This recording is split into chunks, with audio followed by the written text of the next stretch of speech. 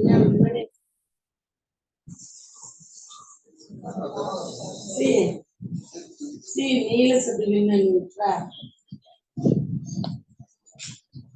வணக்கம். இன்றைக்கான கேள்வி என்னன்னா,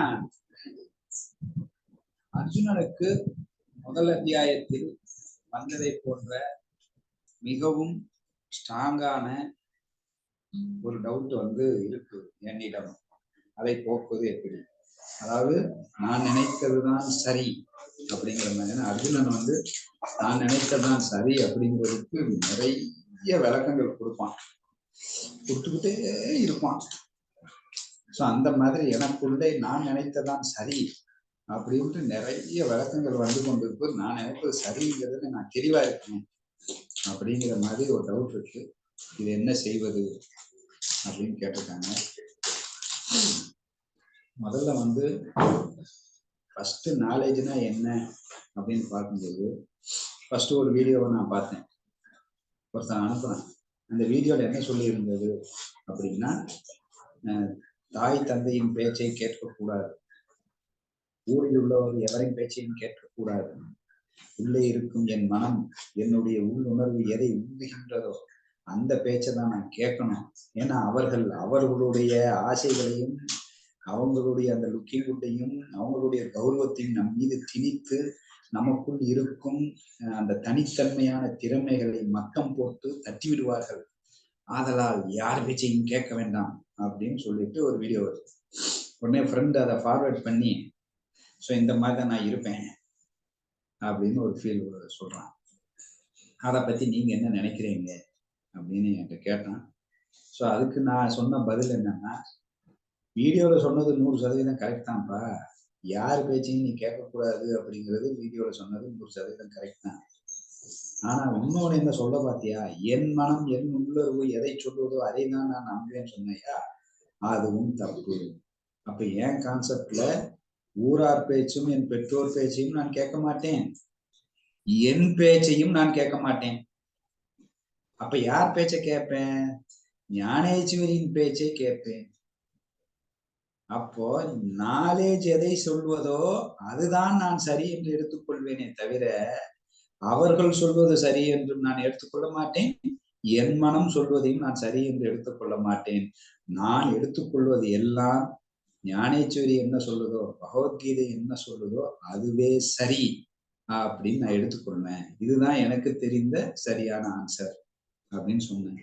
ஏன்னா அவங்க ஒரு எக்ஸ்பீரியன்ஸ்ல அனுபவத்துல ஊர்ல இருக்கிறவங்க சொல்றாங்கன்னா, யார் பேச்சையும் கேட்க மாட்டேங்கன்னா, அப்போ பெற்றோர்கள் நம்ம ஏஜ் எல்லாம் கடந்து ஒரு எக்ஸ்பீரியன்ஸ் ஆகி ஒரு அனுபவத்துல சொல்றதே தப்புன்னு நிர்ணயிக்கிற நீ, அப்போ உன் மனம் சொல்வது மட்டும் சரி அப்படின்னு எப்படி நிர்ணயிக்கிறான் எனக்கு புரியவே இல்லை.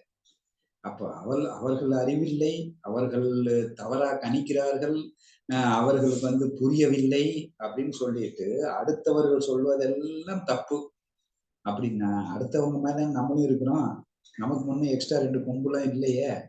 அப்ப அவர்கள் அறிவு தவறு செய்கிறது என்றால் என் அறிவும் தவறுதான் செய்யும். அதை எப்படி அவர்கள் சொல்வது தவறு, என் மனம் சொல்வது மட்டுமே சரி அப்படின்னு எப்படி எடுத்துக்கொள்ள முடியும்? அப்ப தெளிவா எடுத்துக்கொள்ளலாம், அவர்கள் சொல்வதும் தவறு, என் மனம் சொல்வதும் தவறு. ஏன்னா ரெண்டுமே இம்மெச்சூரிட்டி.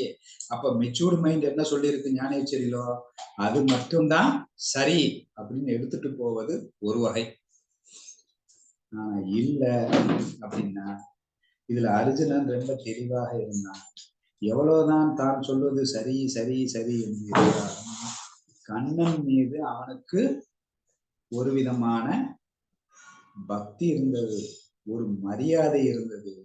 அதன் விளைவாக தன்னை ஒதுக்கி வச்சுட்டு அந்த ஃபீல்ட்ல உள்ள எக்ஸ்பர்ட்டை நம்பலாம் அப்படின்ட்டு கடைசியில அர்ஜுனனே அங்கதான் போனான். நான் சொன்னேன், அப்ப தன்னையும் நம்பாம அடுத்தவனையும் நம்பாம பகவத்கீதை நம்பலாம் அப்படின்னு போன மாதிரி. ஸோ அந்த மரியாதை இருக்கிற பட்சத்துல டோட்டலா காண்டிபத்தம் போட்டு நம்முடைய கருத்தெல்லாம் எடுத்துட்டு முழுமையா போய் சரண்டர் அடைந்து அவர்கள் என்ன சொல்கிறார்களோ அதை புரிந்து கொண்டு செயலாற்ற நினைத்தால் சரியாக இருக்கும் அப்படிங்கிறது ஒரு ஆன்சர்.